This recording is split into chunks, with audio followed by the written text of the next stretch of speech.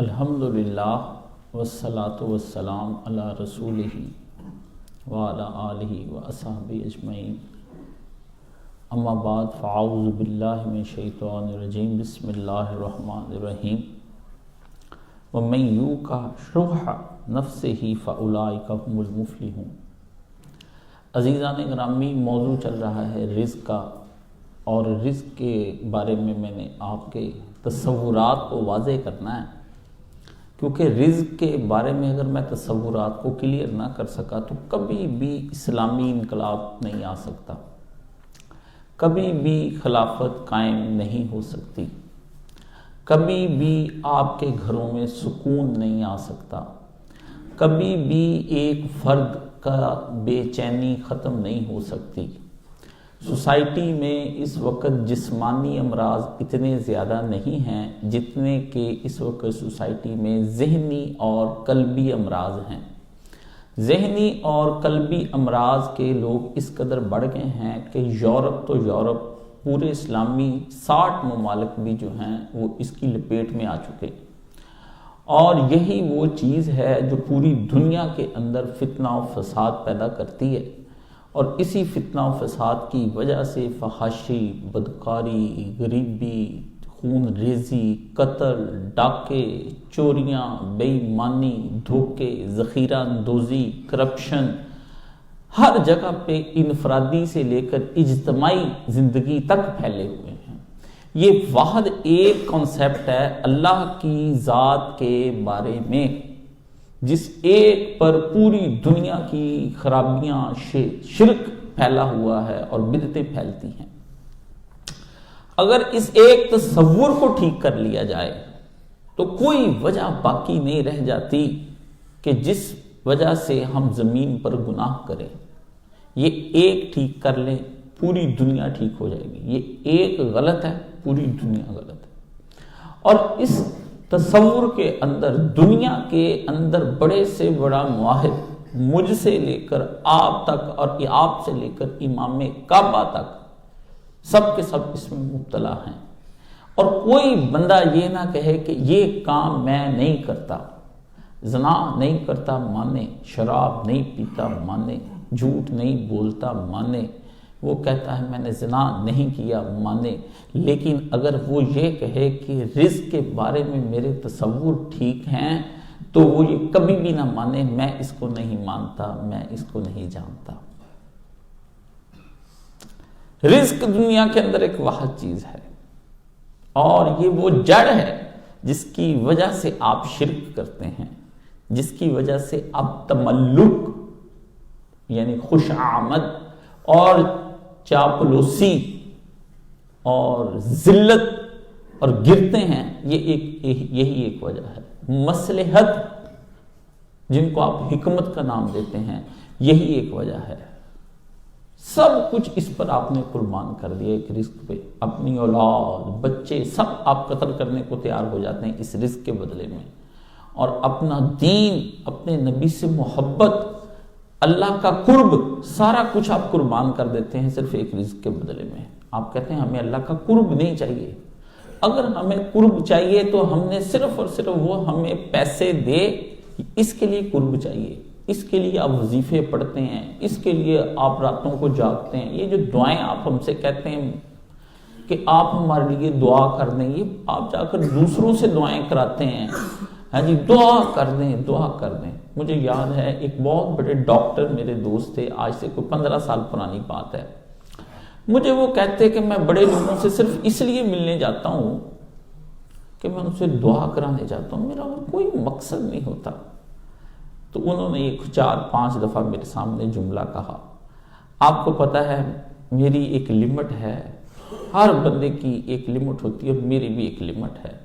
میں 2-4-5 دفعہ تو اس بندے سے کلمہ کفر تو سن لیتا ہوں، 6 دفعہ سننے کے بعد 7ویں دفعہ پھر اپنی تلوار نکال کے یا اس کو نہیں رہنے دیتا یا اس کے کلمہ کفر کو نہیں رہنے دیتا۔ یہ مجھ سے برداشت سے باہر ہے۔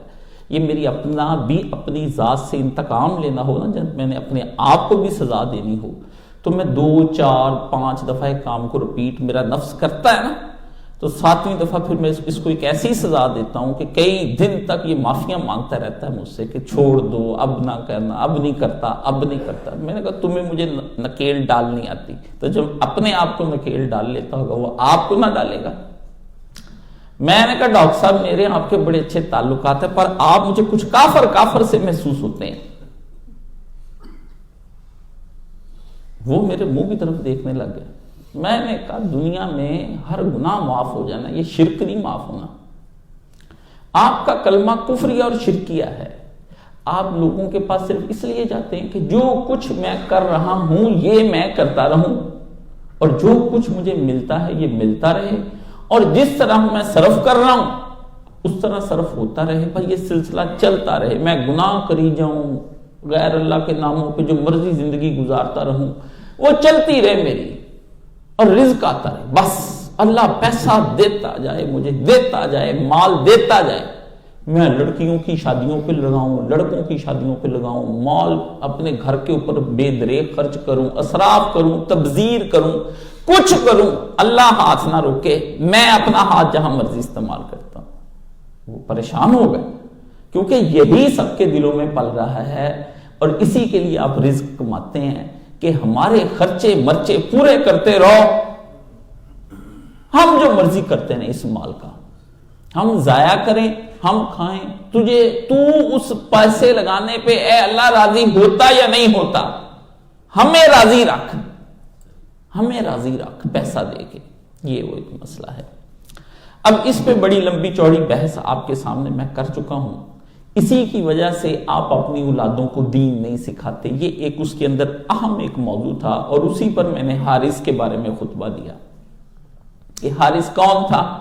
حارث ساری چیزوں کو چھوڑ کر یہاں آیا تھا دین کے لیے، تو اس نے میری معاونت کی بہت، تو اس پہ مجھے غم بھی ہوا، اس قدر غم ہوا کہ میں ٹوٹنا اپنے آپ کو۔ کسی نے مجھ سے پوچھا کہ مولانا اسحاق کی وفات پر آپ بڑے جرأت والے تھے، اور حارث کی وفات پر آپ ٹوٹے ہوئے تھے۔ یہ 2 خطبے میں نے الگ الگ کتاب کے سنے ہیں، جب وہ خطبہ سنا اس میں بڑی جرأت اور مضبوطی کا، اور یہاں پہ میں نے کہا آدمی کا باپ مر جائے تو اس کے مرنے کے بعد وہ حوصلہ پکڑ لیتا ہے، لیکن اولاد مر جائے نا تو آدمی بے حوصلہ ہو جاتا ہے۔ میرا پہلے باپ مرا تھا تو تھوڑا بے حوصلہ ہونے کے بعد مجھ میں کچھ حوصلہ تھا، میں نے کہا زندگی تو گزار، لیکن بیٹا مر جائے تو آدمی کی کمر ٹوٹ جاتی ہے، باپ کے مرنے پر کمر نہیں ٹوٹتی۔ یہ ایک مسئلہ ہے۔ استاد جی دنیا سے گئے تو بڑا کچھ نواز کے گئے تھے، لڑکا جب دنیا سے گیا تو بہت کچھ لے گیا جاتے وقت۔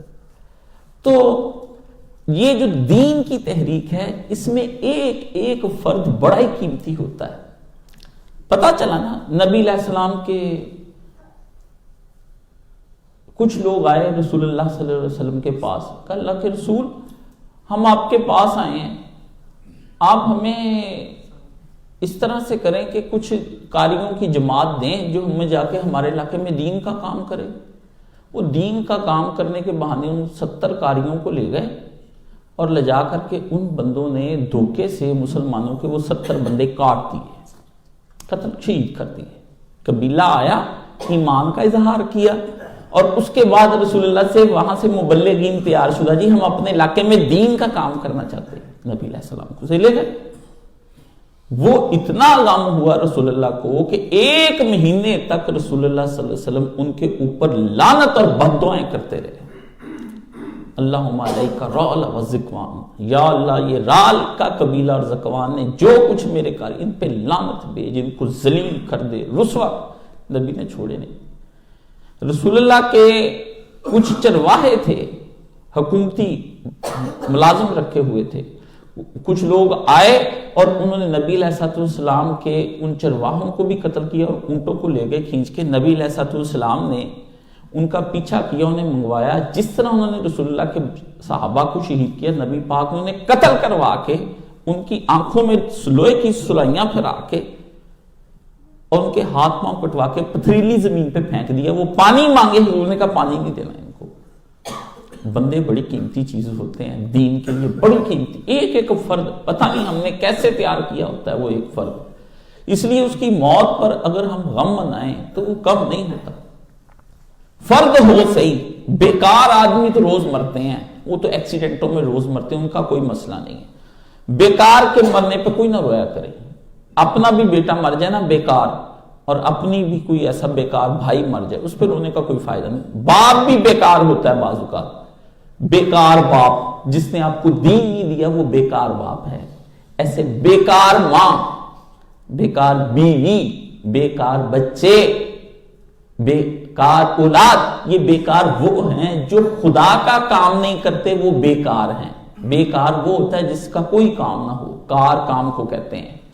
بیکار لوگ جو کوئی کام دین کا نہ کریں، نہ آپ کی مدد کریں، نہ آپ کے ساتھ چلیں، نہ آپ کی ہمت بندھائیں، الٹا آپ کو اللہ کی راہ سے روکنے کے طرح طرح کے ہیلے بہانے کریں، یہ بیکار لوگ ہیں۔ یہ آپ کو قیامت کے دن کام نہیں آئیں گے۔ یہ قرآن مجید کا فیصلہ ہے، سورہ عبسہ جا کے پڑھ لیں، اس کی آخری 5 آیتیں پڑھ لیں، صاف کہہ دیا کہ اس دن تیرے یہ بیکار ماں باپ اور بہن بھائی اور بیوی بچے تیرے کچھ کام نہیں آنے، اس لیے کہ یہ آپ کو اس رزق کے بارے میں گدھا بنا کر ساری زندگی کام کرتے ہیں کہ جس رزق کا یہ بے دریغ اور غلط استعمال تو کرتے ہیں، لیکن یہ آپ کو اس کا اچھا استعمال کرنے پہ نہیں اکساتے، نہ یہ آپ کے لیے کسی کام کے ہوتے ہیں۔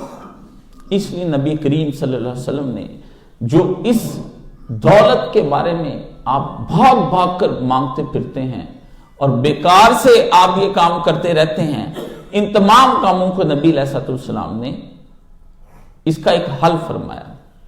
حدیث سناتا ہوں آپ کو، نبی کریم صلی اللہ علیہ وآلہ وسلم کی یہ حدیث متعدد صحابہ کرام سے آئی۔ کہتے ہیں حضرت سہل بن سعد رضی اللہ تعالیٰ عنہ کہ نبی کریم صلی اللہ علیہ وسلم ان دنوں میں جب پوری دنیا سے پورے عرب کے لوگ اکٹھے ہو کے آ گئے، اور غزوہ احزاب کہتے ہیں اس کو، حزب کی جمع ہے احزاب، سارے گروہ اکٹھے ہو کے آ گئے پورا عرب۔ انہوں نے کہا یار یہ کبھی ہم احد، کبھی کچھ، یہ نبی دعوت پھیلاتا جا رہا ہے، سارے مل کے ایک دفعہ ہی حملہ کر دو اور ختم کر دو ان کو۔ سب نے ارادہ کیا اور آگے نبی علیہ السلام کے اوپر چڑھائی دوڑائی کر دی انہوں نے جی مدینہ پر۔ اور وہ ہے وقت جب اللہ نے قرآن مجید میں کہا کہ زاغت قلوب الحناجرہ، مسلمانوں کی حالت یہ ہو گئی تھی کہ دل گلوں میں اٹک گئے، آگے جان پر بن آئی مسلمانوں کے۔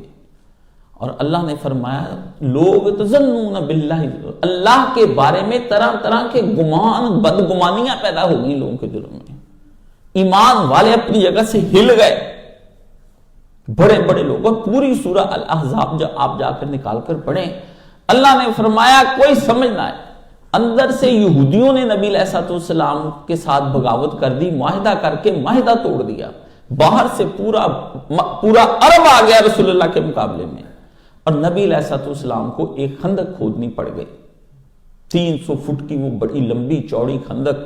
آپ عمرہ کرنے کے لیے جاتے ہیں، آپ نے وہ خندق نہیں دیکھی، آپ مسجد خندق میں تو جاتے ہیں، وہ خندق نہیں ہے، وہ جو درمیان میں احد کے اور ادھر جہاں پہاڑ ہے اس کے درمیان میں ایک سڑک جاتی ہے، وہ سڑک دراصل وہ خندق تھی، ساری کی ساری جو اب سڑک کی شکل میں بنی ہوئی ہے وہ آپ جا کر دیکھیں۔ اور وہاں جا کر کچھ دیر کے لیے ایک پرانی سی مسجد ہے، نبی علیہ السلام 3 دن تک حضور علیہ السلام سجدے میں پڑے وہاں پر، آپ نے وہی نمازیں باقی ساری پڑھی، سب ادھر بار سے بڑا لمبا سجدہ سرکار نے کیا۔ اللہ سارے ہی آ گئے، اللہ سارے ہی آ گئے ہیں۔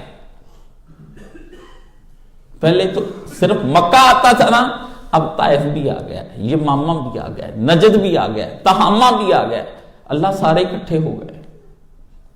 اس امت کو یک بارگی اکٹھے قتل نہ کر دینا، دعا کی پیارے نبی صلی اللہ علیہ وسلم۔ اب کسی کی فکر نہیں، دین کی فکر ہے نبی کو نہیں پتا کہ مکہ مدینہ کے اندر معیشت ڈوب رہی ہے، نہیں، مدینہ کے اندر اس قدر بھوک ہے کہ صحابی نے آ کر پیٹ سے دکھایا کہ اللہ کے رسول بھوک سے پیٹ پر پتھر ہے، رسول نے اٹھا کر دکھایا کہ تیرے ایک پتھر مجھے تجھ سے زیادہ شدید بھوک لگی ہوئی، میرے پیٹ پہ 2 پتھر ہیں، صلی اللہ علیہ وآلہ وسلم۔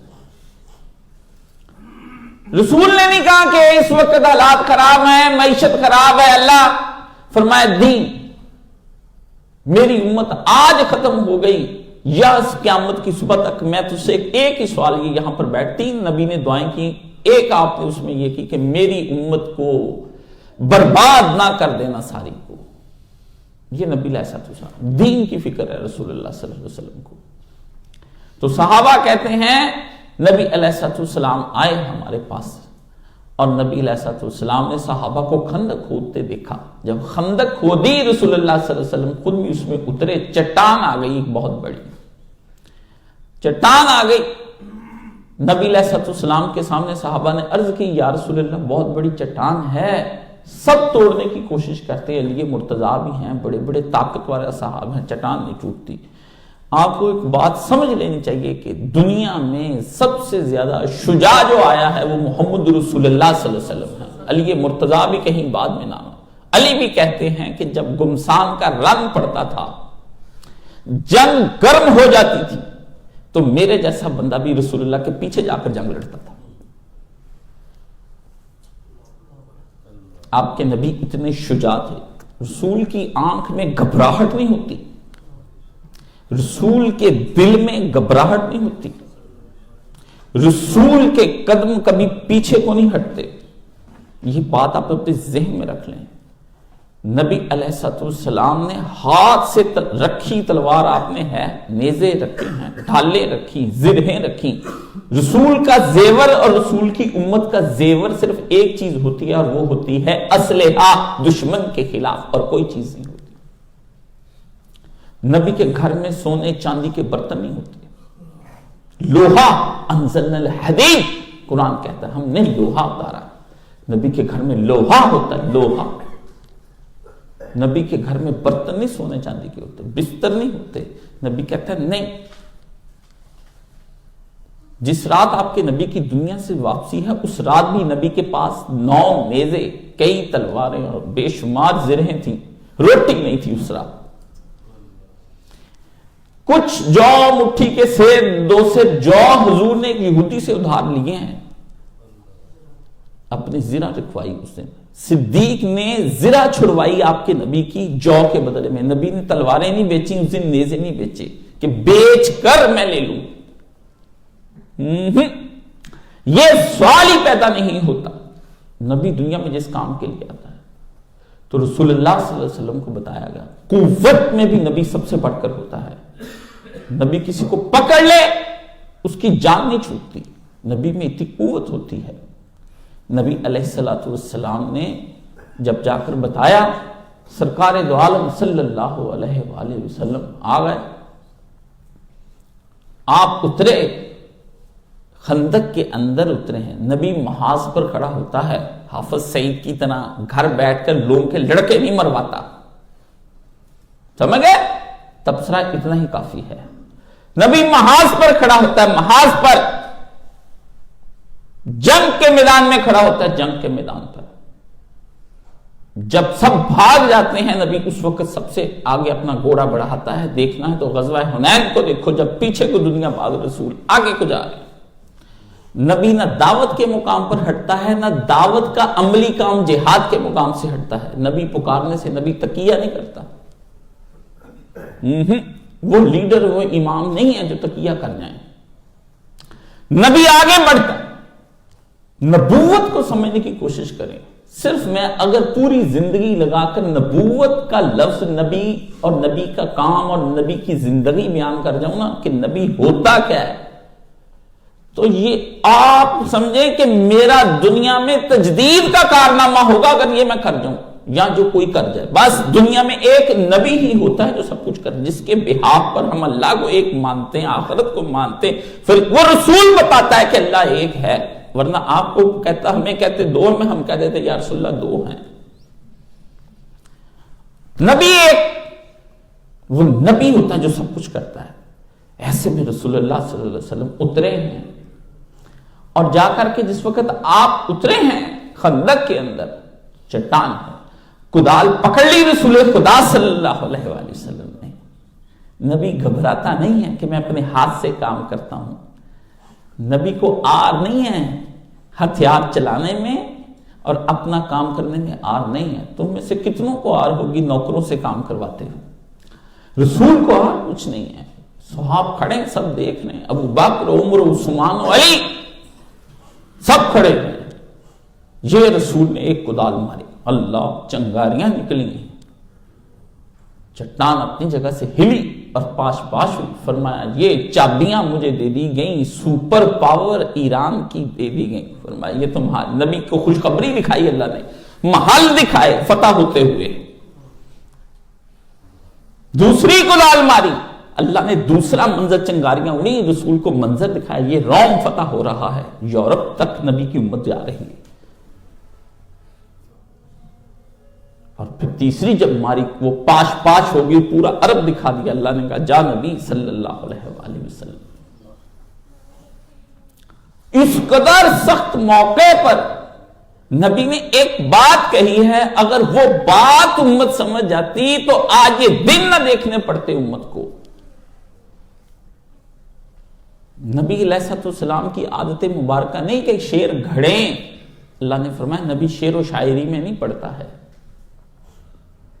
رسول خدا صلی اللہ علیہ وسلم نے ایک جملہ وہاں کہا ہے جو بڑا بنت والا جملہ تھا اور بڑا خوبصورت جملہ تھا، اور وہ دونوں جملے ایک سے ہیں، لوگ اس کو شعر سمجھ رہے ہیں.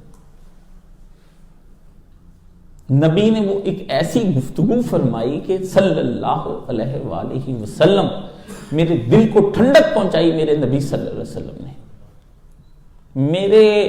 میری بے چین روح اور میرے تناؤ کو اور میرے سٹریس کو جب مجھے بڑھ جاتا ہے تو میں وہ شعر جب پڑھتا ہوں تو ان شعروں سے مجھے تسکین حاصل ہوتی ہے.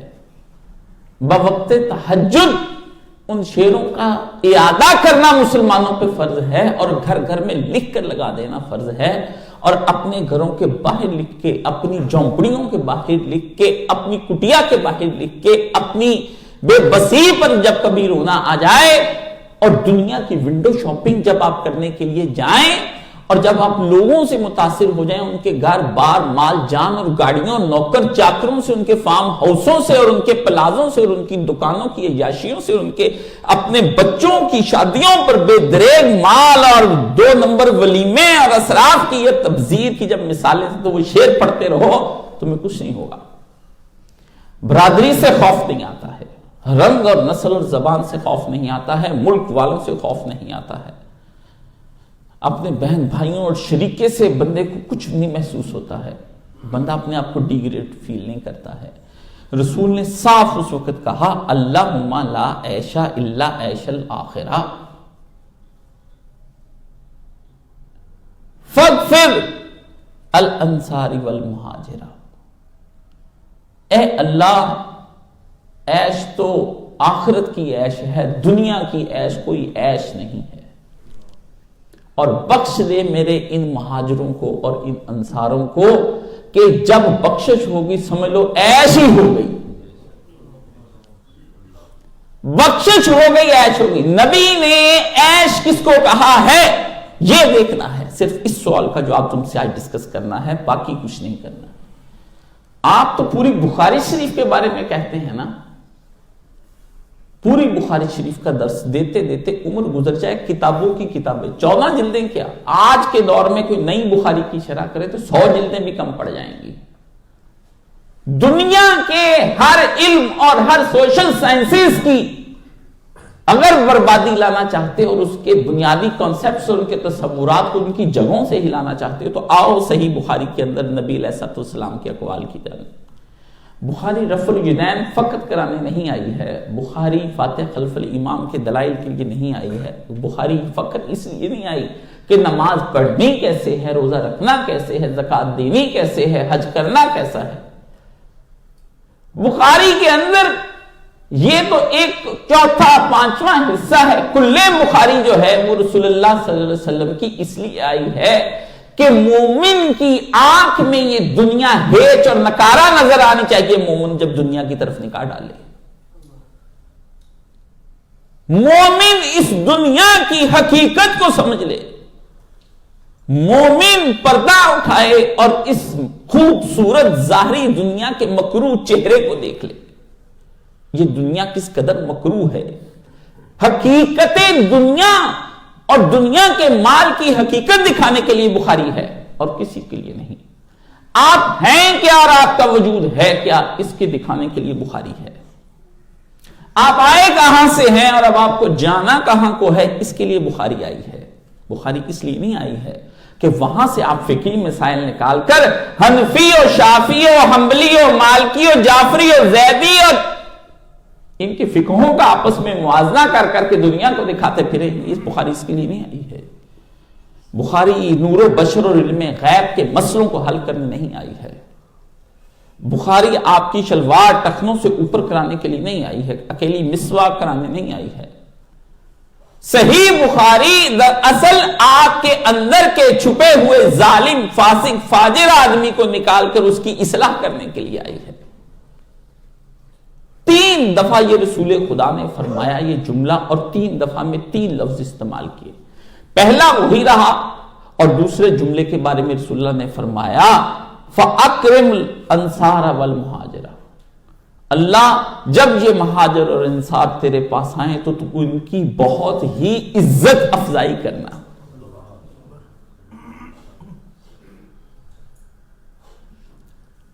ہاں، پہلے کہا فَغْفِرْ، پھر کہا فَأَكْرِمْ، پھر تیسری دفعہ رسول نے فرمایا فَأَصْلِحْ الْمَهَاجِرَ وَالْأَنصَارَ، یا اللہ یہ انصار اور مہاجر جو اس وقت ہیں ان کی تو وہاں پر ایسی خوبصورت ان کی یہ زندگی اور وہ زندگی بنا دے کہ یہ تجھ کو پسند آ جائیں۔ فاصلے کے معنی ہے ان کی ایسی سوار دے ان کو کہ یہ تیری پسند کے بن جائیں۔ عیش کا تعلق کس سے ہے؟ آپ کہتے ہیں عیش و عشرت میں رہ رہا ہے، آپ کہتے ہیں کہ عیش نام ہے زندگی کیونکہ اندر دولت اور مال اس کے آ جانے سے ہے۔ اللہم لا عیش الا عیش الاخرہ۔ جب میں بھی انسان ہوں، مجھے کیا دیکھنے کے بعد یہ دنیا کی چیزیں پریشان نہیں کرتی ہیں، بلا شبہ کرتی ہیں، پر اس وقت سہارا کون ہوتا ہے؟ محمد رسول اللہ صلی اللہ علیہ وسلم۔ کون ہیں جو کہتے ہیں کہ رسول اللہ خدا مدد نہیں کرتے ہیں؟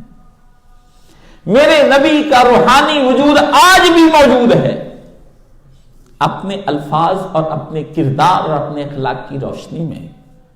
ان سے کہیے جا کر کے اگر مدد طلب کرنی ہے تو اس وقت مدد طلب کرو جب تم دنیا کی اس پلے صراط پر ذرا گرنے لگو تو تمہیں رسول کے الفاظ سہارا دے جائیں، تمہیں نبی کی زندگی کا کوئی واقعہ سہارا دے جائے۔ ابراہیم علیہ السلام رسول خدا کے تیسرے بیٹے ہیں اور دنیا سے جا رہے ہیں، تو ایسے وقت میں رسول کے سہارے کی ضرورت پڑتی ہے کہ نہیں پڑتی ہے؟ آدمی کہتا ہے بشر ہو اور بیٹا مر جائے اور بڑھاپے میں مر جائے، کیسے صبر کرے؟ تو اس کے لیے صبر کیا ہے؟ اس کو محمد رسول اللہ صلی اللہ علیہ وسلم کتابیں کچھ نہیں دیتی، اگر اکیلا قرآن اترتا تو کوئی فائدہ نہیں تھا۔ کتاب کچھ نہیں کرتی ہے، کتاب کے ساتھ وہ بندہ ہمیں کام کر کے دکھائے تب آدمی کے اندر حوصلہ پڑتا ہے۔ رہنما اور قیادت کس لیے ضروری ہوتی ہے؟ کہ وہ آپ کو سخت راتوں کے اندر ٹھنڈک میں وضو کر کے دکھائے تاکہ آپ بھی حوصلہ پکڑ کر اس کے ساتھ وضو کریں۔ وہ بھوک کاٹ کر دکھائے، آپ کو بھی حوصلہ ہو کہ بھوک کاٹی جاتی ہے۔ بشر نبی اس لیے ہی ہوتا ہے کہ وہ بتائے آپ کو کہ میں بشر ہوں، میں بھی بھوکا ہوں، لیکن میں نے کبھی حرام کو ہاتھ نہیں لگایا ہے۔ میں بشر ہوں، مجھے بھی شہوت آتی ہے، لیکن بیویوں کے علاوہ میں کہیں اور نگاہ کرتا نہیں ہوں۔ میں بشر ہوں، مجھے بھی سونے چاندی کے برتن بہت اچھے لگتے ہیں، لیکن میرے خدا کا حکم ہے کہ مٹی کے پیالوں میں کھایا جائے، اس لیے میں اس میں کھا رہا ہوں۔ ایسا نہیں ہے، یہ جو رسول کہا گیا نمونہ بنانے کے لیے اس لیے کہا گیا۔ نبی عیش سے پوچھیں عیش کی تعریف کیا ہوتی ہے۔ یہ جو مصیبت دنیا کے اندر آئی ہے یہ آپ نے خود لائی ہے کہ آپ ہر تعریف کفار سے جا کر پوچھتے ہیں کہ عیش کس کو کہتے ہیں، دولت کس کو کہتے ہیں، کامیابی کس شے کا نام ہے۔ کامیابی کے 100 سنہری اصول ہیں اور 10 بڑے کامیاب لوگ کامیاب زندگی آپ کس طرح سے گزاریں. یہ وہ جہالتیں ہیں جو یورپ کے اندر سے آپ کے ہاں آئی ہیں. اور بیسٹ بک سیلرز، بیسٹ بک سیلر دنیا کے اندر اربہ روپے اس طرح کی کتابیں لکھ کر کمائے گئے ہیں کہ آپ کامیاب زندگی کیسے گزاریں. کامیاب زندگی کیا ہے کہ بڑی لمبی چوڑی گاڑیاں، لمبے چوڑے آپ کے گھر، بڑے بڑے فارم ہاؤس، اور آپ کے کپڑے جوتے، آپ کا باہر اندر بیٹھ کر کھانا پینا، اور بڑے لوگوں، امیر لوگوں سے آپ کے تعلقات. یہ ہے جو آپ نے مغرب سے گند لے کر آئے ہیں، اور اس غلاظت کا نام آپ نے نفاست رکھا ہے. یہ آپ نے وہاں سے خریدا ہے. جن کا نہ خدا، جن کا نہ رسول، جن کا نہ قبلہ، جن کا نہ کعبہ، جنہیں یہ نہیں پتا ہم کون، جنہیں یہ نہیں پتا یہاں رہنا ہے، ہم آئے کہاں سے ہیں، کریں گے یہاں کا کیا، اور جائیں گے کس طرف. یہ 3 سوالوں کا جواب جن کے پاس آج تک نہیں ہے. جنہوں نے کہا ہے مل گیا ہے اس لیے عیش کر لو، لوٹ لو. جو لاٹریوں کے انتظار میں رہتے ہیں، جو پرائز بانڈز کے انتظار میں رہتے ہیں، یہ ہے جن کی زندگی یہ ہے. وہاں پر عیش کا لفظ اگر پوچھنا ہے کہ عیش کس کو کہتے ہیں تو وہ محمد رسول اللہ صلی اللہ علیہ وسلم بتائیں گے. نبی نے کہا ہے عیش کا سارا تعلق ایک لفظ سے جڑا ہوا ہے جس کو مغفرت کہتے ہیں. جس کسی آدمی کو مغفرت کا پروانہ مل گیا، سمجھ لو عیش کا پروانہ مل گیا. جنت کس شے کا نام ہے؟ جنت عیش کا نام ہے. اور کس کو ملے گی؟ جس کی مغفرت ہو جائے گی. جس کی مغفرت نہیں ہوئی ہے اس کو جنت نہیں ملے گی.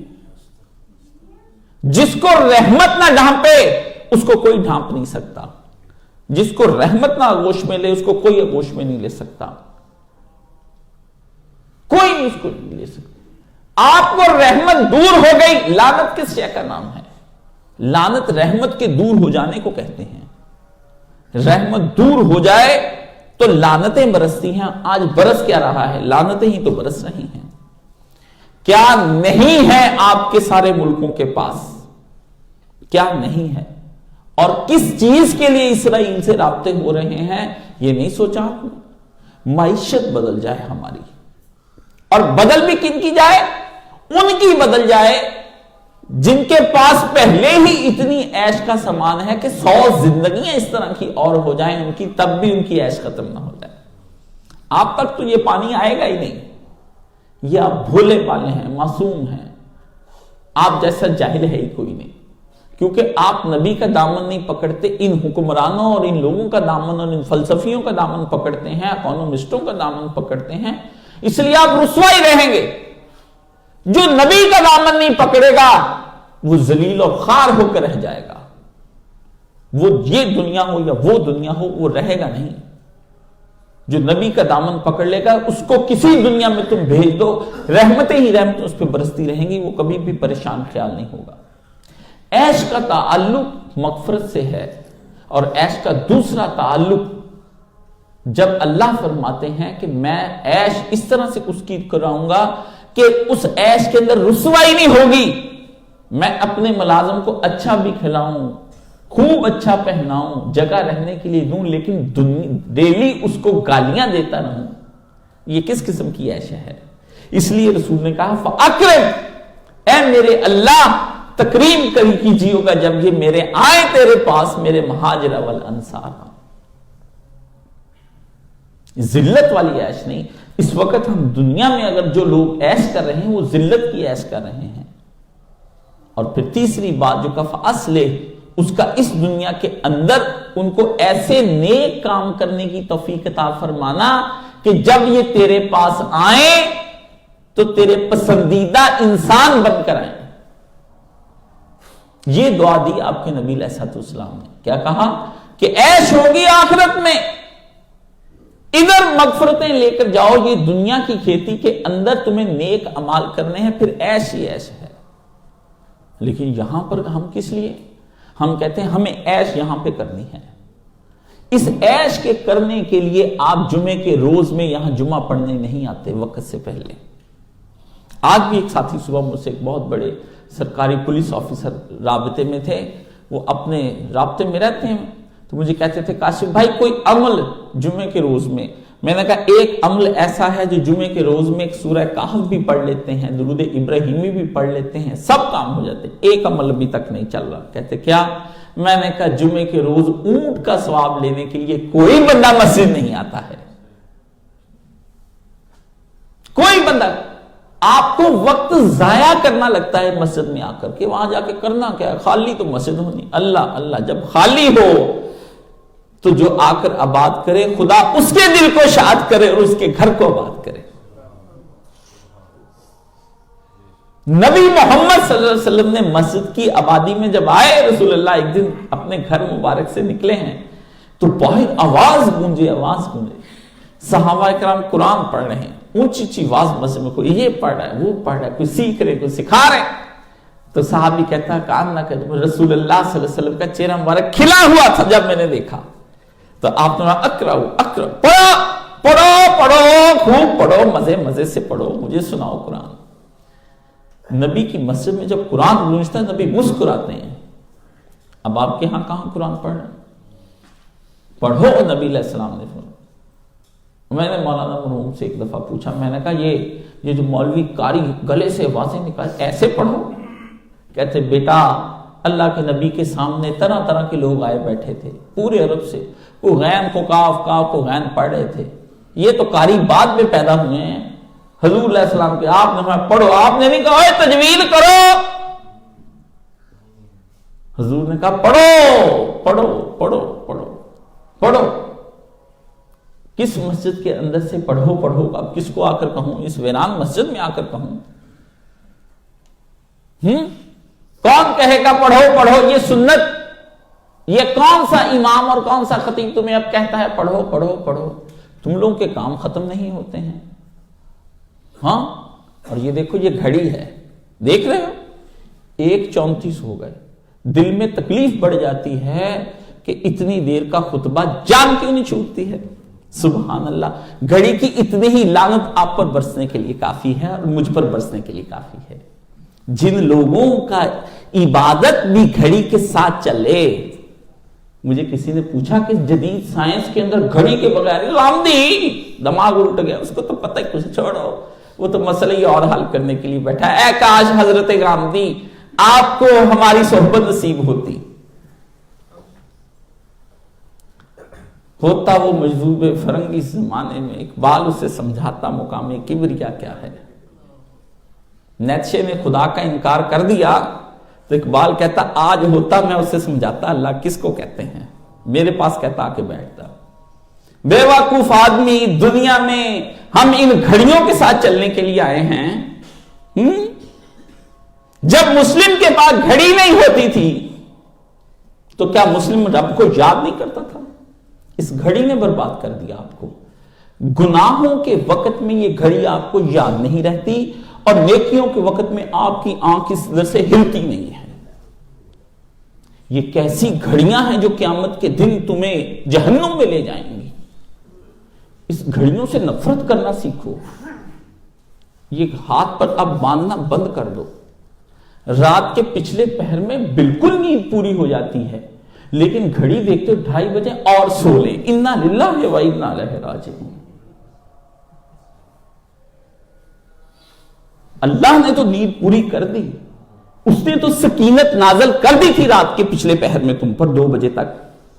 سکینت کس شے کا نام ہے؟ ایک صاحب میرے پاس آئیے اپنے دل کے مسائل لائیے اپنے دل کے مسائل، کہنے لگے حضرت قاسم ہمیں یہ بتائیے کہ یہ میں رات کو اس قدر میری نیند، میں نے کہا کس لیے نیند لیتے ہو؟ جب تم ڈاکٹر کے کہنے پہ 6 گھنٹے اور 8 گھنٹے کی نیند لوگے تو تکلیف میں آ جاؤ گے۔ شہنشاہ معظم کے دربار میں یہ درخواست پیش کی جائے، اے بادشاہ سلامت، میں صبح تہجد پڑھنے کے لیے بارگاہ میں آنا چاہتا ہوں، آپ کا دروازہ کھلا ہوتا ہے لیکن میں اپنے نفس کے بوجھ تلے اس قدر آیا ہوا ہوتا ہوں کہ میری آنکھ نہیں کھلتی ہے۔ میں یہ چاہتا ہوں کہ کم وقت میں زیادہ صحت مند نیند عطا کی جائے تاکہ میں اپنی صبح حاضری کے لیے حاضر ہو سکوں۔ کر کے دیکھ لیجئے، ہماری باتوں پہ یقین کریں، ہم آپ سے جھوٹ نہیں کہتے ہیں، جو بیتتا ہے وہ آپ کو سناتے ہیں۔ یہی تو ہمارا مسئلہ ہے کہ ہم کتاب سے پڑھ کر نہیں آتے ہیں، جو بیتا ہے عمر بھر اس گناہ کی زندگی میں، جو بیتا ہے، جتنے گناہ کیے ہیں، جتنی بدکاریاں اور سیاہکاریاں کی ہیں، وہ میں ہی تو ہوں۔ آپ کی مثالیں میں کہاں سے ڈھونڈوں؟ وہ مجھ کو ہی تو دیکھیں، میں ہی تو ہوں۔ میں اپنی اندر کی بات آپ کو بتاتا ہوں، آپ کے نفس کا چور نہیں پکڑتا، آپ مجھ سے کوئی الگ چیز نہیں ہے، اپنا پکڑ لیا، گویا میں نے آپ کا چور بھی پکڑ لیا، یہ میں ہی تو ہوں۔ شہنشاہ معظم نے کیا کیا؟ صحاب پر جس وقت جنگ کا وقت تھا اور شکست طاری ہو گئی اور بھاگتوں کو رستہ نہ ملے، قرآن مجید نے ایسا نقشہ کھینچا ہے، نبی کے دندان مبارک شہید ہوئے اس غزوہ احد میں، فرمایا ایسے وقت میں جب تم بھاگے، تم نے پھر اللہ سے نصرت طلب کی، خدا نے تم پر انزل السکینہ، اسی وقت ایک نیند 10-15 منٹ کی طاری کر دی، اور لگے صحابہ خراٹے لینے، نیند طاری ہوئی، اور کچھ دیر کے بعد وہ سکینت کو اٹھائی۔ جس وقت وہ اٹھی سکینت، صحابہ تازہ دم ہوئے، اللہ نے کہا کرو حملہ، تھک گئے تھے لڑائی کے اندر، تلواریں چلا چلا کے صبح کے وقت 15 منٹ کے اندر ریفریش کیا۔ انزل السکینہ، سکینت کس کو کہتے ہیں؟ ریفریش کرنے کو کہتے ہیں۔ کمپیوٹر پہ ہاتھ رکھتے تو ایسے کرتے ٹک، تو کمپیوٹر کیا ہوتا ہے؟ ریفریش ہو جاتا ہے۔ تو وہ کتنے سیکنڈ لیتا ہے؟ 2 گھنٹے 4 گھنٹے کہ لمحے؟ آپ نے یہاں کیا تو لمحہ لیا، ریفریش ہو گئے۔ شہنشاہ کا کام ہے آپ پر نیند طاری، انزل سکینہ، سکینت طاری، جس پہ سکینت طاری ہو گئی، فرمایا ہم اس کے اوپر فرشتے بھیجتے ہیں، وہ اس کو گھیر لیتے، جپھی ڈال لیتے ہیں اس کو، جس طرح جبریل کو رسول خدا صلی اللہ علیہ وآلہ وسلم کو جبریل نے غار حرا میں جپھی ڈال کے حوصلہ عطا فرمایا کہ پڑھیے اس قرآن کے بوجھ کو، اٹھائیے محمد رسول اللہ صلی اللہ علیہ وسلم، اس طرح آپ کو جپھی ڈال لیتا ہے فرشتہ، اپنے بازو میں لے لیتا ہے۔ انزل السکینہ، وہ آپ پر کہتے ہیں کہ درود پڑھتا ہے۔ کیا پڑھتا ہے؟ آپ پر درود پڑھتا ہے صلی اللہ علیہ وآلہ وسلم، رسول پہ بھی ہوتا ہے وہ رضوان، وہ درود پڑھ صلوات علیکم، اللہ نے فرشتے اس پر اتر کر اس پہ درود پڑھتے ہیں، اسے کہتے او بھائی سکون کر، اللہ تجھ پہ رحمت سے ڈھانپ لے۔ آپ نے سنائی دیتا؟ لوگ پوچھتے مجھ سے کیا آج بھی فرشتے؟ جی ہاں، فضائے بدر پیدا کر، بس آج بھی ہیں، اتریں گے، سکینت دیتے ہیں۔ کب انکار ہے؟ اگر تم پر شیطان آ سکتا ہے تو فرشتہ کیوں نہیں آ سکتا؟ کہتے نہیں مجھ پر شیطان آ گیا، فرشتہ کیوں نہیں آ سکتا؟ مگر تمہارا وجود فرشتے کے قابل ہے یا نہیں ہے؟ اگر کہیں سے دشمن حملہ کر سکتا ہے تو دوست بھی تو مدد کو آ سکتا ہے، دوست کیوں نہیں بناتے ان فرشتوں کو؟ اللہم لا عیش الا عیش الاخرہ، عیش کا سارا تعلق سکینت سے ہے۔ جب آپ پر سکینت نازل ہو جاتی ہے، آپ کے دلوں کو مضبوط کر دیا جاتا ہے، ٹھہراؤ آ جاتا ہے۔ تو جب فرشتہ اترتا ہے اور سکینت نازل ہوتی ہے، جب آپ دنیا کے بڑے بڑے مالداروں کو دیکھتے ہیں اور کہتے ہیں اللہم لا عیش الا عیش الاخرہ، خداوند عالم میں آپ سے درخواست کرتا ہوں کہ مجھے آخرت کی عیش کا وہ تصور دیجئے کہ جس سے مجھے دنیا چھوٹی نظر آنے لگے، حقیر نظر آنے لگے۔ آپ کی نگاہوں کے سامنے دنیا بڑی کر کے دکھا دی گئی ہے، اللہ چھوٹی بھی کر کے دکھا سکتا ہے، دکھا سکتا ہے یا نہیں دکھا سکتا ہے؟ آپ نے کبھی چھوٹی دنیا دیکھی ہے کہ نہیں دیکھی؟ نہیں دیکھی ہے، دیکھتے ڈیلی ہیں، لیکن آپ اس پہ غور نہیں کرتے ہیں۔ کتنا بڑا سورج ہے لیکن چھوٹا کر کے دکھاتا ہے، اتنے سے نظر آتا ہے۔ سورج کی حقیقت کیا ہے؟ اتنا بڑا سورج اور چھوٹا کر کے دکھاتا ہے. یہ بڑا سا پہاڑ لیکن چھوٹا کر کے دکھا دیتا ہے. آپ کو تصور بڑے کا ہے لیکن آپ چھوٹا کر کے دکھاتی ہے. تصور دنیا کا بڑا ہی کیوں نہ ہو لیکن جب خدا سے دعا کریں گے تو دنیا معمولی اور حقیر مکھی کے پر برابر بھی نظر نہیں آئے گی آپ کو. آپ اس روحانی دنیا میں تو داخل ہو کے دیکھیں جس دنیا کے نظارے ہی عجیب ہیں.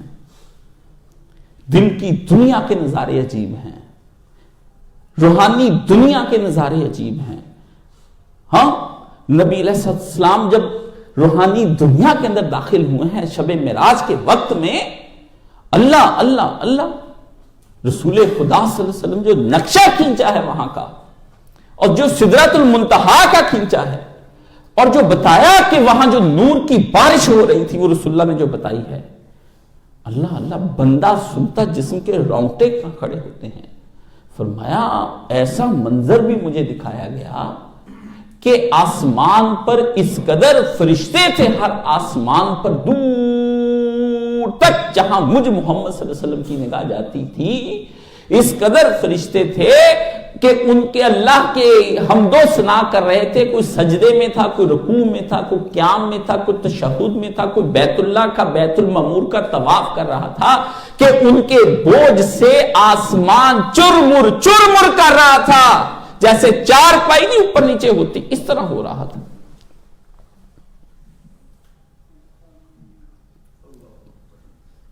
آپ کی کیا اوقات؟ 5 7 10 ارب لوگ کہتے ہیں ہم پتہ نہیں کیا ہیں, ہم پتہ نہیں کیا ہیں. روحانی دنیا کے اندر داخل ہی نہیں ہوتے ہیں. بہشتی دروازہ جو ہے اس میں نہیں داخل ہونا. آپ کا تو وزیر اعظم بھی جا کر سجدے کرنے کے بعد, شرک کرنے کے بعد جا کر کے آپ کا وزیر اعظم بنا ہے, تو مشرکوں نے جو اسے ووٹ ڈالے ہیں, امام المشرکین ہے وہ, اور آپ مشرک ہیں جن کو عقیدے کا صاف ہی پتہ چل گیا پھر بھی ووٹ ڈالتے ہیں. تو چھوڑے نا, آپ کس کی بات کرتے ہیں, وہ آپ کو رلائے گا نا تو آپ رو رہے ہیں, روتے رہیں. جن کے جو اپنے اس طرح کے لیڈروں کو مانے ان کو جا جا کے, تو ان کے دل پہ میرے خطبے کہاں پہ اثر کریں گے. کتنے ایم این اے تھے یہاں پر آتے, ایم این اے آیا, سی سٹی کا ایم پی اے بھی 2 آئے, اس وجہ سے چلے گئے کہ آپ انہیں برا بھلا نہ کہیں. آپ چھوڑیے, میں آپ کیا, اس کو کیا, اس خدا کے لیے کل جہان کو چھوڑ دوں. توحید تو یہ ہے کہ خدا معاشر میں یہ کہہ دے کہ یہ بندہ 2 عالم سے خفا میرے لیے ہے. ہاں, مولانا محمد علی جوہر کو پتا چلا کہ بیٹی شدید بیمار اور ٹی بی کا شکار ہے, ڈاکٹر نے انہیں کہہ دیا ہے کہ وہ نہیں بچے گی. آمینہ نام تھا, فرمایا آمینہ ہم کو تو منظور ہے تیری صحت, مگر گر اس کو منظور نہیں تو ہم کو بھی منظور نہیں. جب اس کو منظور نہیں تو اس کے فیصلوں پہ راضی ہو جاؤ, گر اس کو منظور نہیں تو پھر ہم کو بھی منظور نہیں. چاہتا ہے باپ اب جاتا ہے تو جائے, حارث میاں تم گئے, گر اس کو منظور نہیں تو پھر ہم کو بھی منظور نہیں, ہم کو بھی منظور نہیں. کس لیے ہم منظور کریں؟ آپ کی رضامندیاں کس میں ہیں؟ بیوی کی رضامندی میں رضامندی ہے, اولاد کی رضامندی میں رضامندی ہے, خدا کی رضامندی میں آپ کی کوئی رضامندی نہیں.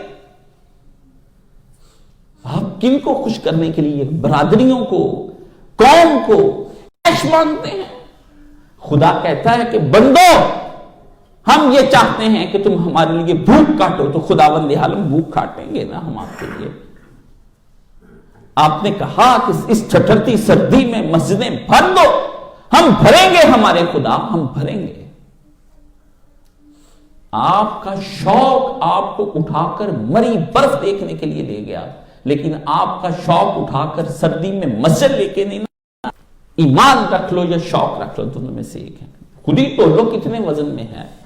سخت سردی میں اگر آپ اٹھ کر بھاگ گئے ہیں, ضرورتاً آپ بھاگ گئے ہیں, آپ کے ماں اور باپ کو ہارٹ اٹیک آ گیا ہے سخت سردی میں, ہاسپٹل لے کر اگر آپ پہنچ گئے تو اس امی اور ابے کو مسجد لے کر کیوں نہیں پہنچے؟ یعنی ضرورت تم کو ہاسپٹل لے گئے رات کے 3 بجے، ٹھنڈ تھی، ہم گئے، ڈاکٹر نہیں تھا، پھر دوائی لی، ایسے کیا۔ آپ برف باری کے لیے اولاد کو، اور خود برف پڑنے والی ہے، کیا ہے اس برف کے اندر؟ پتا ہے جب یہ بارش برستی اور یہ برف برستی ہے تو 2 باتیں یاد آتی ہیں۔ کسی آدمی کو وہ برف اور بارش والی دعا یاد ہے؟ نہیں ہے نا؟ مجھ سے پوچھئے آپ کو برف والی۔ اللہ مغسل خطایا یا بالماء والثلج والبرد، خداوند عالم برستے ایسے میری خطاؤں کو دھو دے کہ بارشیں اس کو مٹا دیں، والثلج ٹھنڈکیں اس کو مٹا دیں، والثلج اور اوپر سے جو برف باری ہوتی ہے اس سے بھی میرے گناہوں کو مٹا دے۔ آپ کو یاد ہے کہ جب میت مرتی ہے تو اس پہ بھی رسول اللہ نے یہی دعا پڑھی کہ خداوند عالم اس کے گناہوں کو مٹا دے، کہ جب ان سردیوں کے ذریعے سے کہ جن سردیوں میں یہ تہجدیں پڑھتا رہا ہے، ان بارشوں کے ذریعے سے کہ جن بارشوں میں یہ مسجدیں جاتا رہا ہے، ان برفوں سے جب برفیں پڑتی تھی تیری یاد سے غافل نہیں تھا۔ بالماء والثلج والبرد، لائیے ہم سے ہاتھ برہانکم ان کنتم صادقین۔ اگر آپ اپنے ایمان میں سچے ہیں اور آپ اپنے شوق میں جھوٹے آپ کہتے ہیں ہمارا شوق غلط، ایمان مضبوط، تو لائیے اگر تو آپ مسجدوں کو آباد سردی میں کر رہے ہیں پھر تو آپ اپنے ایمان میں سچے ہیں، ورنہ آپ کے شوق سچے ہیں جو شیطان کے دلائے ہوئے ہیں، آپ کے ایمان سچے نہیں ہیں۔ قیامت کے روز وزن کرنے کی ضرورت ہے ہی نہیں، ادھر ہی کر لیجئے، ترازو تو لگا ہوا ہے۔ ایک سے موسم میں کتنی دفعہ اٹھ کر آپ گئے ہیں، ترازو تو لگی ہوئی ہے۔ شوق بھی ڈالیے کس کو اٹھا لے جاتا ہے، ایمان بھی ڈالیے کس کو اٹھا لے جاتا ہے۔ اگر آپ بوقت تہجد اٹھ نہیں سکتے، اس گھڑی آپ کو نہیں اٹھاتی ہے تو یہ گھڑی آپ کے لیے مصیبت ہے۔ لوگ پوچھتے ہیں، میں نے کہا ہسٹری آف واچ جائیے آپ مجھے نکال کر بتائیے کہ گھڑی کیوں ایجاد ہوئی تھی؟ پہلے تو بیٹھا تھا انسان، آرام سے بیٹھا ہوا تھا، پہلے تو اس نے ایجاد نہیں کی۔ ایک ایجاد سے پہلے انسان کی زندگی جو گزر رہی تھی، اچانک اس کو جو ایجاد کرنے کا خیال آیا ہے، تو خیال کیوں آیا ہے اور کدھر سے آیا ہے؟ ساری دنیا کے اندر فتنہ و فساد ہو یا نیکی ہو، ایک ہی چیز کا لایا ہوا ہے، وہ ہے انسان کا خیال۔ خیال کیسے آیا گھڑی بنانے کا؟ حمدی صاحب کو کیا پتا؟ وہ تو بیچارے فلسفہ کہتے ادب کا میں طالب علم ہوں، تھوڑا سائنس کے طالب علم بھی ہوتے تو شاید میں سمجھتا ان کو۔ لوگ کہتے ہیں ان کا جواب کیا جواب دوں، جس کی اور میری دونوں راہیں الگ الگ سوچنے کی ہیں، اس کا جواب میں کس طرح دے دوں؟ کبھی سوچا نہیں کہ گھڑی کس خیال سے وجود میں آئی ہے؟ آپ کو شہوت کا خیال آیا تو لڑکا آپ کا آیا دنیا میں؟ آپ کو یہ خیال آیا کہ لڑکا لڑکی بالغ ہو گئی تو شادی کی؟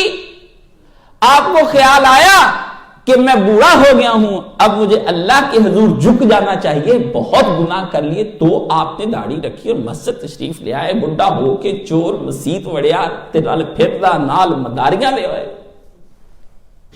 سارے مداری کٹھے ہو جاتے مسجد کے اندر۔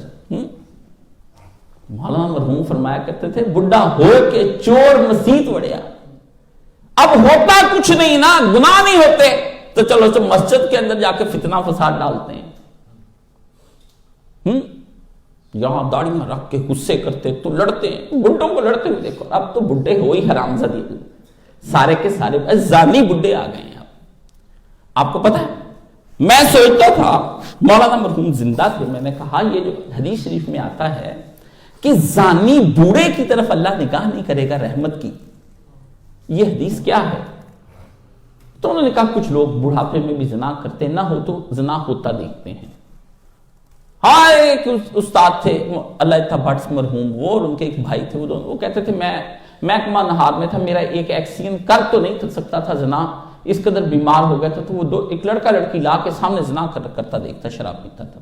چلو ایک بات سمجھ، اب حدیث مزید کھل کر سامنے آ گئی کہ جب سے واٹس ایپ آیا ہے، فیس بک آیا ہے، جب سے ٹی وی آیا ہے، جب سے انٹرنیٹ آیا ہے، وہ تبصروں کے اندر سونی سونی لڑکیوں بڑھاپے میں تباہ ہو گیا، بڈھوں کے ہاتھ میں موبائل آ گئے، بڈھے برباد ہو گئے۔ سن لیں، اس امت کے بڈھے برباد ہو گئے۔ یہ تہذیب وہ ہے جنہوں نے جوانوں کو تو تباہ کرنا ہی کرنا تھا، دو تہذیبیں تمہاری اور تباہ کر دی، ایک تمہارے بڈھوں کو لے گئے اور دوسرے تمہارے بچوں کو بھی ساتھ لے گئے۔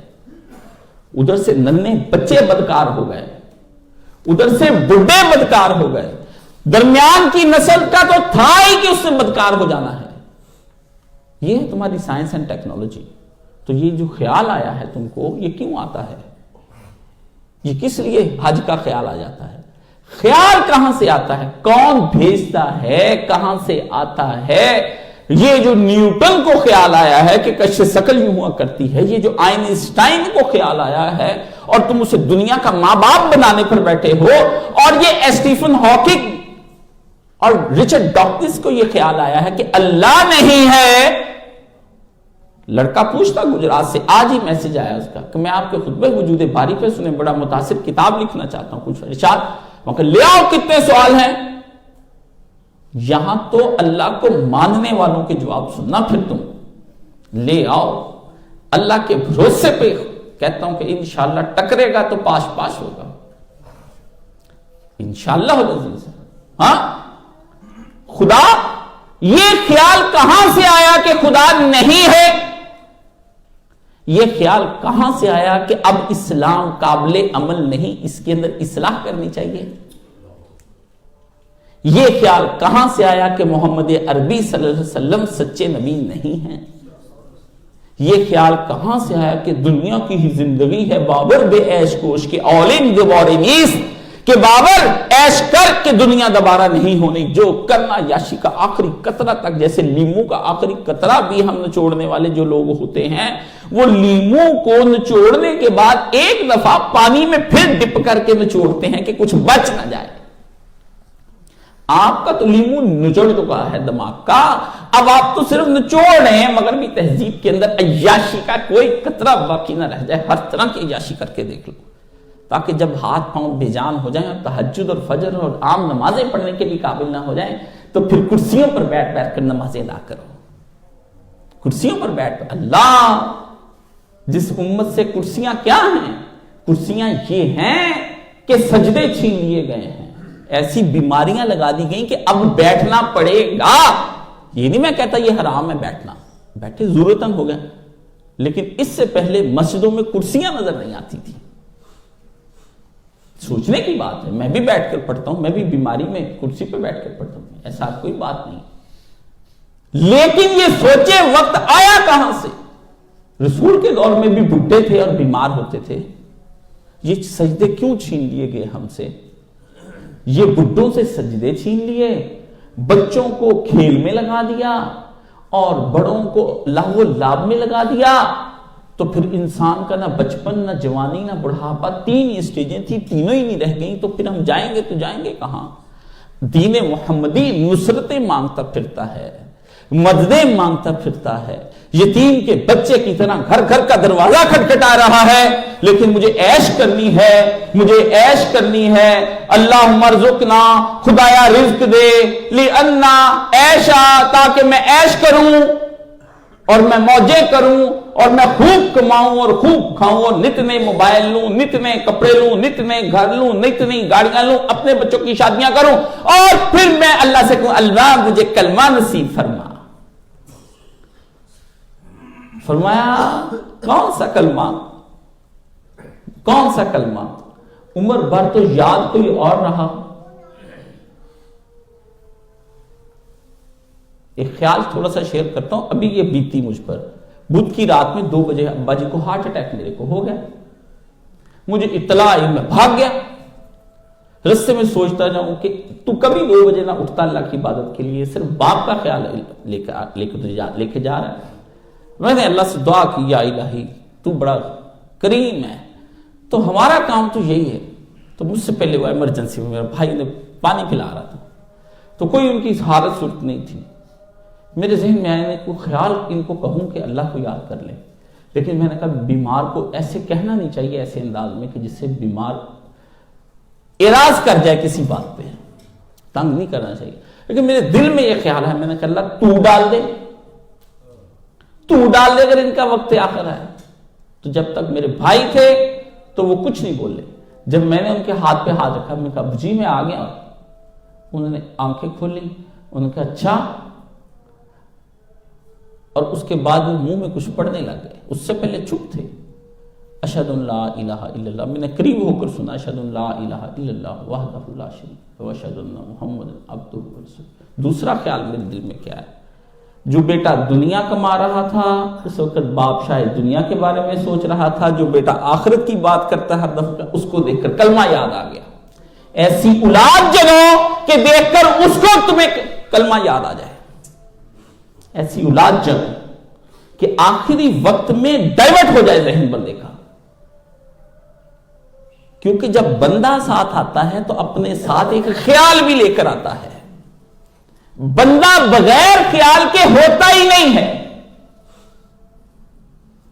ایک دشمن آئے تو ساتھ دشمنی کا خیال آتا ہے, دوست آئے تو دوست کا خیال آتا ہے, ماں چلی آ رہی ہو تو رحمت کا خیال آتا ہے, بہن چلی آئے تو برکتوں کا خیال, بیٹی ساتھ چلی آئے تو کرموں کا خیال آتا ہے, اور اگر ایک فاحشہ عورت چلی آ رہی ہو تو پھر برائی اور بدکاری کا خیال آتا ہے. ہاں, جب رسول اللہ کا خیال آتا ہے صلی اللہ علیہ وآلہ, جب مکہ کا خیال آتا ہے, طواف کا خیال آتا ہے, مدینہ کا خیال آتا ہے, تو روضہ رسول کا خیال آتا ہے, اور جب برج العرب کا خیال آتا ہے تو عیاشی کا خیال آتا ہے, اور جب واشنگٹن اور پیرس کی گلیوں کا خیال آتا ہے تو وہاں کے مشہور مقامات کو کھانے پینے اور خوشبوؤں کا, پیرس کی سڑکوں پہ کہتے ہیں خوشبوئیں پیرس, شانزے لیزے جب آتا ہے خیال پیرس کی سڑک کا تو وہاں پر نیکلس کا عورت کو خیال آتا ہے, اور مرد کو پرفیوم کا خیال آتا ہے. کون سا خیال آتا ہے؟ صحبت نیک خیال لے کر آتی ہے, اور صحبت بد خیال لے کر آتی ہے. یہ تو فیصلہ محمد عربی صلی اللہ علیہ وسلم کا ہے. تو ایسی اولاد نہیں آپ کے پاس جس کو دیکھ کر آپ کو نماز کا خیال آئے؟ ایسی اولاد نہیں کہ جس کو دیکھ کر آپ کو قرآن مجید کا خیال آئے؟ ایسی اولاد نہیں کہ جس کو دیکھ کر آپ کو مرتے وقت کلمہ یاد آ جائے؟ کلمہ یاد آ جائے. کتنی عیش میں ہوگا وہ شخص جس کو مرتے وقت کلمہ یاد آ جائے. من آخر الکلام میں لا الہ الا اللہ فدخل الجنہ. سبحان اللہ. پیارے نبی صلی اللہ علیہ وآلہ وسلم سب سے مختصر بشارت جو اللہ نے اپنے پیغمبر کو بتائی اور پیغمبر نے ہم کو بتائی, اور مختصر حدیث کلمہ کے ساتھ. میرے پاس حدیث کا ایک ابھی تازہ آیا کہ جس کے اندر چھوٹے چھوٹے حضور نے جملے فرمائے حدیث کے, مجھے بہت پسند آیا. میں نے کہا یہ رٹنے چاہیے, کیونکہ آدمی کو جب وہ رٹتا ہے ایسی چیزیں تو موقع بہ موقع اس کی مدد کر جاتی ہیں. اس سے جملہ پیارا ہے ہی کوئی نہیں کہ جس کا آخری کلام لا الہ الا اللہ ہو گیا وہ جنت میں داخل ہو گیا. تو مجھے یہ بتائیے آپ کیا سمجھتے ہیں کہ کلمہ آسانی سے نہ سلطان باؤ کلمے نال میں ناتی تو تے کلمے نال بھی آئی ہوں. یا شیخ سلطان باہو رحم اللہ تعالی, یہی ایک جملہ 4 جملوں پہ مبنی ہے, صرف یہ سے ایک جملے کی دے کلمے نال میں ناتی تو تے کلمے نال بھی آئی ہوں. آپ کیا کلمے سے نہا لیا ہے آپ نے؟ جو کلمے سے نہا جائیں. پتہ ہے کیا ہوا؟ رسول خدا صلی اللہ علیہ وسلم کے سامنے عمرو بن العاص آ گئے. آدمی تھا تیز, بعد میں تو بہت کام کیے الٹے سیدھے بھی. آئے آ کے رسول اللہ کے ہاتھ پر لگے بیعت کرنے پر. باتیں زندگی میں اس نے 2-4 جو سنی کمال کی سنی اور پتے کی سنی. بیعت کرنے لگے تو یکدم رسول اللہ نے ہاتھ بڑھایا, اس نے واپس کر لیا. پہلے اس نے بڑھایا, ادھر سے نبی نے پھر اس سے پیچھے کر لیا. رسول خدا نے کہا کیا ہوا؟ کہا یہ بتائیے کہ پچھلے تمام زندگی کے گناہوں کا کیا بنے گا؟ اگر تو وہ ہیں باقی تو نبی سودا نہیں ہو سکتا. رسول نے فرمایا جو ایمان لے آیا وہ ایسے پاک کر دیا گیا جیسے ماں کے پیٹ سے آج جنا ہوا ہو، تیرے پچھلے گناہ معاف ہو گئے۔ یہ ہے ایمان لاتے ہوئے غسل جو کلمے کے ساتھ کیا جاتا ہے۔ کلمے نال میں ناتی توتی، یہ ہے ایمان، یعنی تیاری کرنا، نہانا دھونا، شوہر سے ملاقات کرنے کے لیے دلہن کو نہلایا دھلایا جاتا ہے، سنگھار کیا جاتا ہے، آرائش و زیبائش اور آسائشوں میں لے جا کر بٹھا دیا جاتا ہے کہ تاکہ دلہا مستفید ہو سکے۔ کلمے نال میں ناتی توتی، پھر کیا کہا کہ کلمے نال ویائی ہوں۔ پھر جو زندگی کا آغاز ہوا تو کلمے کے ساتھ۔ شوہر کیا ہوتا ہے؟ ساری زندگی عورت اطاعت کرتی رہے گی تو شوہر کی ہے، وفائیں کرتی رہے گی تو ہے، ورنہ چھنال ہے اور بدکار ہے، جہنم کا ایندھن ہے۔ کلمے نال میں ناتی توتی تے کلمے نال ہی ویائی ہوں۔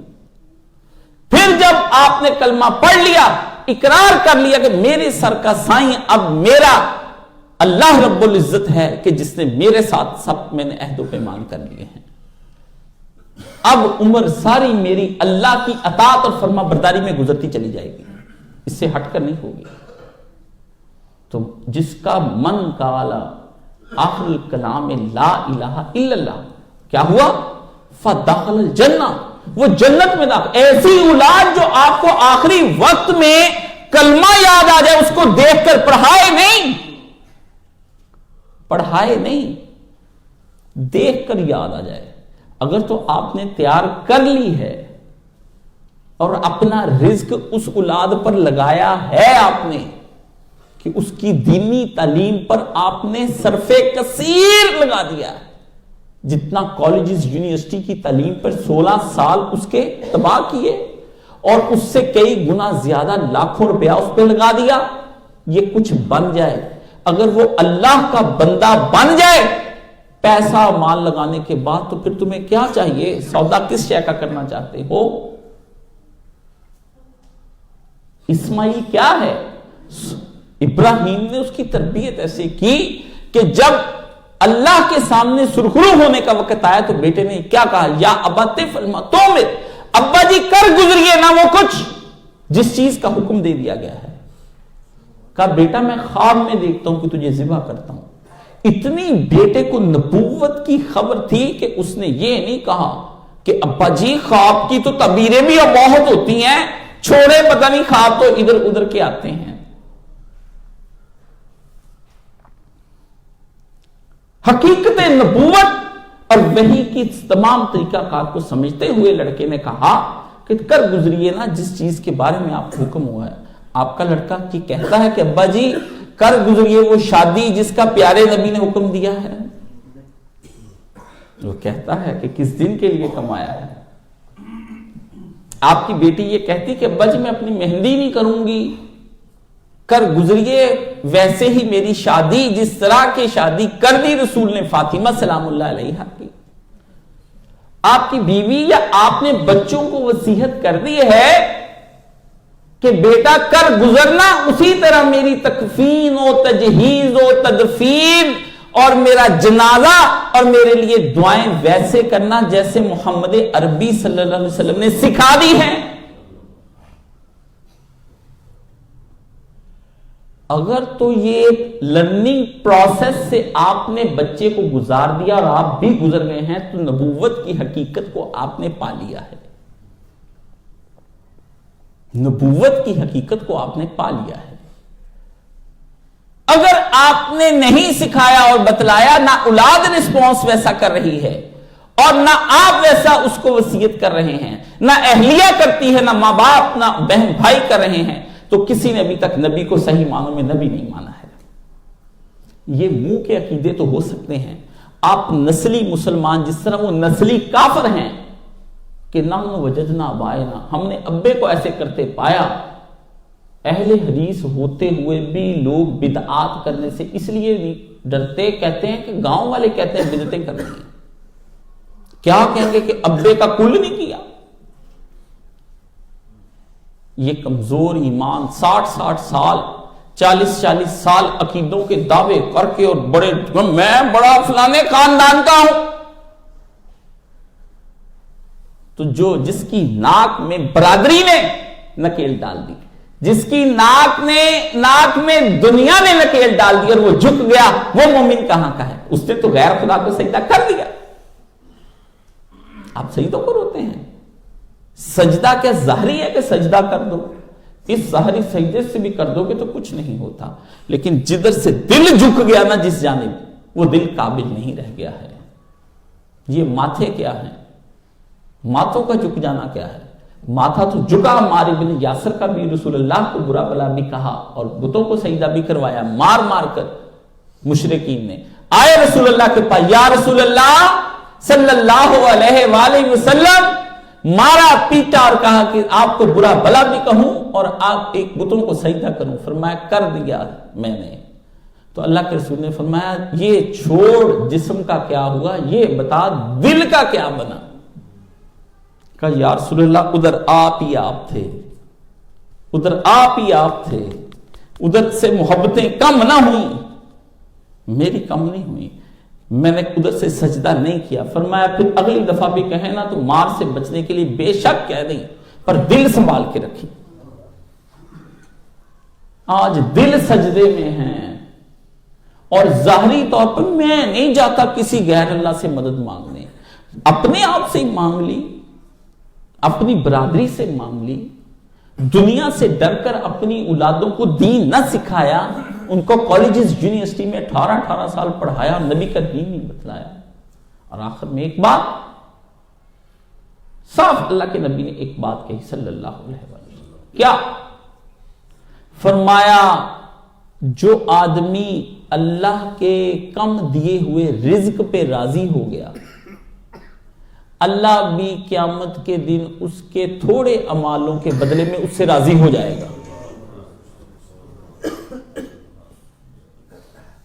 تو میری رضا پہ راضی ہو گیا، میں بھی تیرے تھوڑے عملوں پہ راضی ہو گیا۔ جو تھوڑے پہ راضی نہیں نہ ہے، اللہ کہتا عبادت بھی اتنی کر، پھر چل عبادتیں آپ کہتے ہیں اتنی سی کرنی ہے، رزق کہتے زمین و آسمان جتنا لینا ہے، کام ہم نے کرنا نہیں، تے پراٹھے روزانہ 4 صبح قیمے والے 4 دوپہر شام ایک ایڈی مچھی تے سانوا کر دوں۔ یہ ملازم جو آپ سے یہ تقاضا کرے مزدور کہ باؤ جی کام میں نے 1 گھنٹہ کرنا ہے، 9 گھنٹے تو صرف کھانا ہی ہے، رکھ لیں گے مزدور، بڑا گھاٹے میں ہے۔ اللہ کیسے آپ کو رکھ لے؟ اللہ کا کام ٹکے گا نہیں کرنا۔ اولادوں کو لے کر اس سردی میں جب 5:35 میں دیکھا، میں نے کہا 8:33 پہ اذان ہو رہی ہے، میں نے کہا اوہو 5:38 پہ ہوتی تھی 33 پہ ہو گئی، 3-5 منٹ کم کر دیے گئے، مہلت کے 5 منٹ کم کر دیے گئے۔ فرمایا اتنے بجے بھی کاشف کوئی تہجد کے لیے نہیں اٹھے گا۔ گرمیوں میں تو بہانہ ہے نا کہ نیند پوری نہیں ہوتی، سردیوں میں کیا بہانے ہیں؟ سردیوں میں کیا بہانے؟ 2 رکھتے اور اس کے بعد 1 گھنٹے بعد آپ نے پورے 1 گھنٹے کے بعد اپنے لڑکوں کو یونیورسٹی کالجز بھجوانا ہے اور خود کام پہ جانا، پھر ٹھیک ہے، پھر کوئی سردی نہیں، پھر اس نفس کی نیند پوری ہو جاتی ہے۔ وہی گھڑی 9 بجے بچے کو چھوڑنا ہے، گھڑی کے خوف نے کہ کہیں 9 نہ بج جائیں، کہیں پاپا گاڑی تیز چلائیں، پاپا جلدی اٹھ جایا کریں، ماما ناشتہ نہیں بناتی ٹائملی، یہ کیا ہو رہا ہے؟ ہم دیر سے پہنچ رہے ہیں۔ بارگاہ الہی میں کسی کو دیر سے پہنچنے تک کیا چھوٹ جانے کا بھی ڈر نہیں رہا۔ پھر مانگتے ہیں کہ اللہ رزق عطا فرما، عیش فرما، پھر رستے میں گاڑیاں الٹ جائیں صبح کے وقت جاتے ہوئے، ایکسیڈنٹ ہو جائیں جاتے ہوئے، اللہ کو کوئی پرواہ نہیں۔ پیارے نبی نے فرمایا جو فجر نہیں پڑھتا اللہ اس کا ذمہ بھی نہیں لیتا، جو فجر پڑھ لیتے ہیں فرمایا تیرا اللہ ان کا ذمہ لے لیتا ہے، وہ اللہ کے ذمے ہو گئے، اللہ کے سپرد ہو گئے۔ اللہ کہتا ہے جو فجر نہیں پڑھتے وہ میرے سپرد نہیں ہے، پھر اپنے جس کے لیے اٹھے ہو اس کے سپرد ہو جاؤ۔ پھر دنیا کے لیے اٹھتے ہیں، دنیا کے سپرد ہو جاتے ہیں، پھر ادھر ایکسیڈنٹ، ادھر موت، ادھر یہ حادثہ، جلدی جلدی گاڑیاں، موٹر سائیکل ریسیں، وہ اشارے برے لگتے ہیں، سگنل کھل نہیں رہا، ادھر سے گھوم کے آگے آ کے کھڑے ہو جاتے ہیں، ادھر سے گھوم کے میں پہلے ایسے ویسے۔ کوئی اس طرح کی سبقت کبھی نیکیوں میں بھی لی ہے؟ کبھی اس طرح گھوم گھام کے کبھی میرے بھی آگے آ کے کھڑے کہ تو اٹھنا 2 بجے، لے پت میں اٹھوں 1 بجے تہجد ہے۔ کبھی مجھے بھی بتایا کہ میں اب رکعتیں پہلے کی اور بعد کی نہیں پڑھتا تھا، نفل فرض پڑھ کے بھاگ جاتے۔ ٹھیک ہے، مسئلہ فرض کی حد تک ٹھیک ہے، لیکن یہ کیا پیار ہے کہ آپ اگلی پچھلی سنت رکھتے ہی چھوڑ جائیں؟ مسجدوں سے ایسے بھاگتے ہیں جیسے قید خانے سے نکلتے ہیں، اور عیاشیوں کی جگہ پہ ایسے زندگی بسر کرتے ہیں کہ کبھی یہ لمحے ختم ہی نہ ہوں۔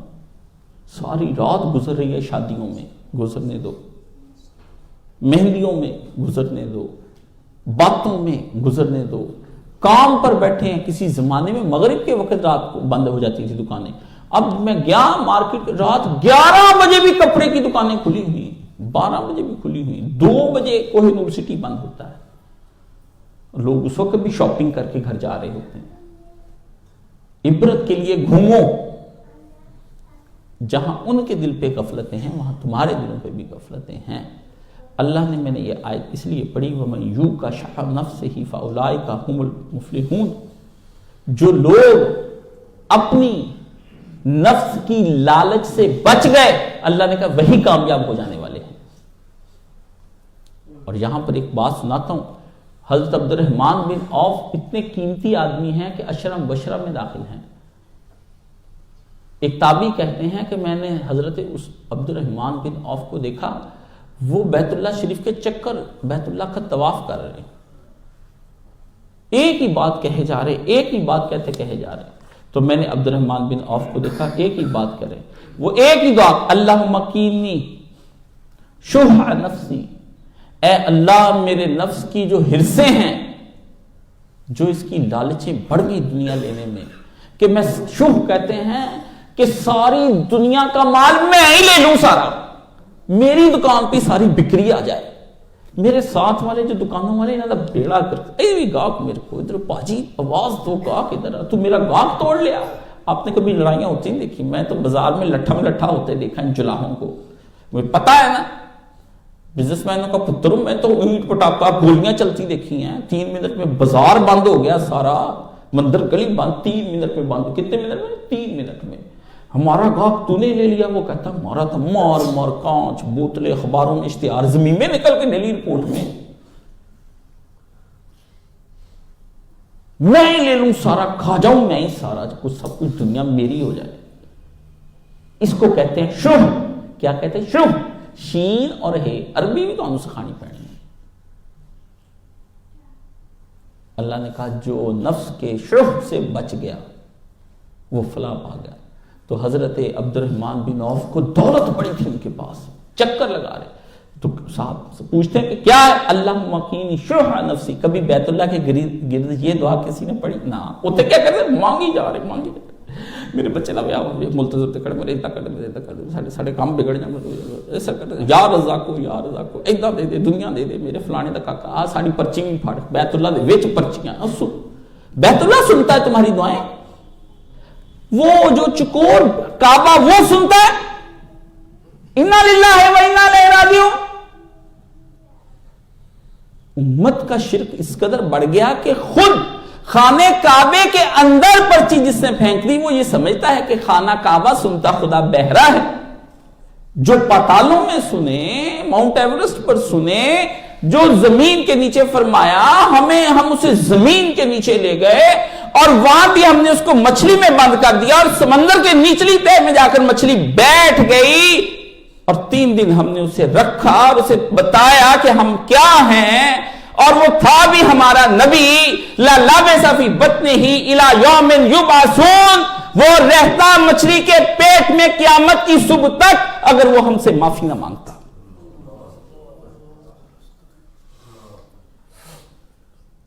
ادھر ہم اس کو یاد آئے کہ لا الہ الا انت سبحانک، کہ میں نے جو دعوت دین کا کام آپ کی اجازت کے بغیر چھوڑ کر آ گیا ہوں، زنا نہیں کیا، جھوٹ نہیں بولا، چوری نہیں کی نبی نے، نبی گناہ کبھی، صرف غصہ کر کے آگے کہ میری دینی باتیں کیوں نہیں مانتے، یہ جو میں نے دعوت دین کا کام چھوڑ دیا، میں ہی ظالموں میں سے تھا۔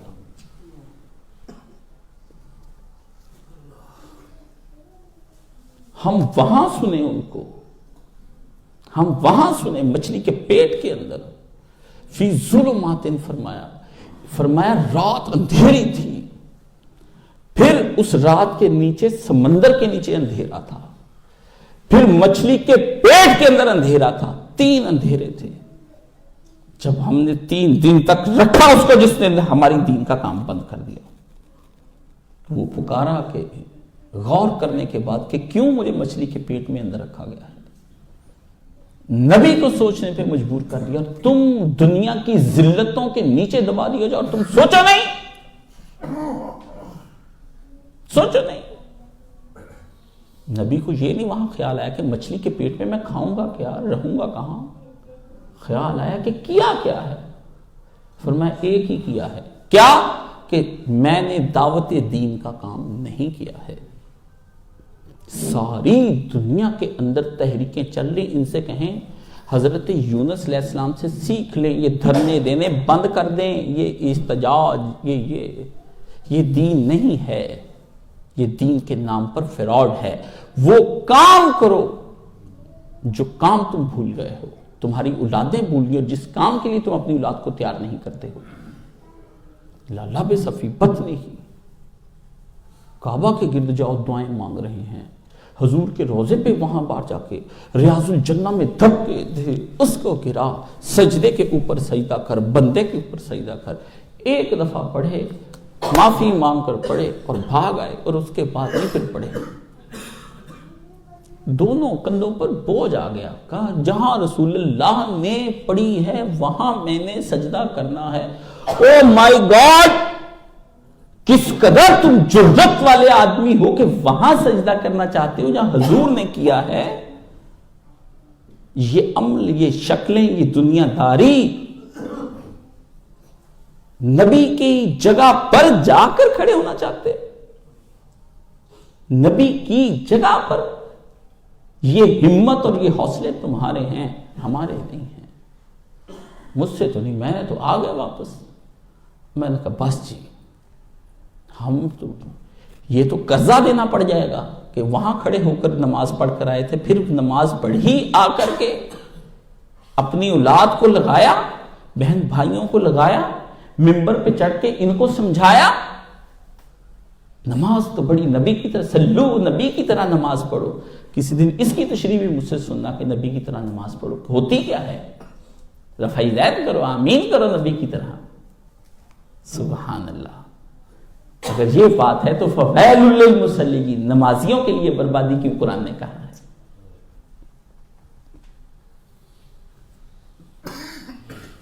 خداوند عالم وہی دعا کہتے، جب میں نے پڑھی تو عبد الرحمن بن عوف سے میں نے پوچھا حضور یہ کیوں دعا مانگ رہے ہیں؟ فرمایا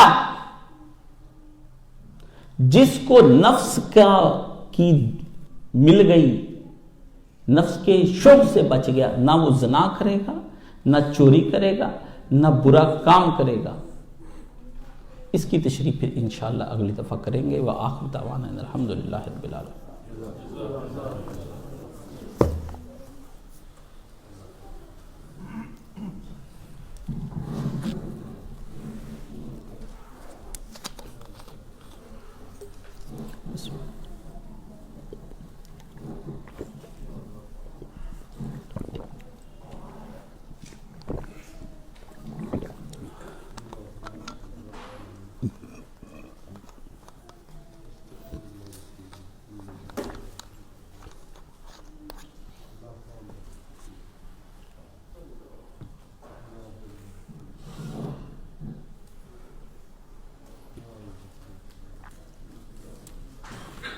الحمدللہ والصلاة والسلام علی رسولہ الکریم۔